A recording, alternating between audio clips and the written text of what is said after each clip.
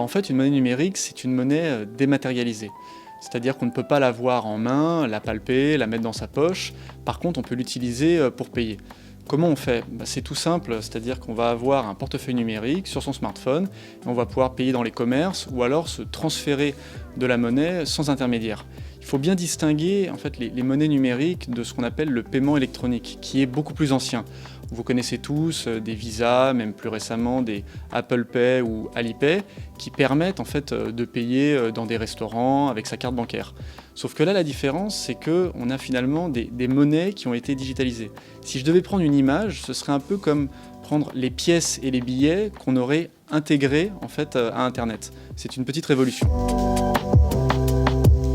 En fait, ce qui s'est passé, c'est qu'on a vécu la crise, on s'est tous retrouvés confinés.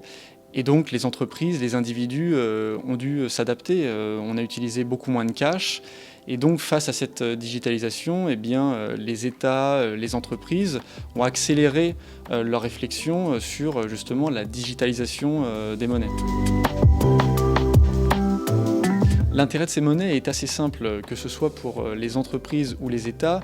L'idée est tout bêtement d'avoir une monnaie qui correspond à l'époque. Évidemment que le cash ne va pas disparaître, évidemment aussi que le paiement électronique va continuer de se développer avec des applications de paiement, la carte bancaire, sauf que, voilà, on le voit bien, les usages vont changer et surtout la technologie le permet.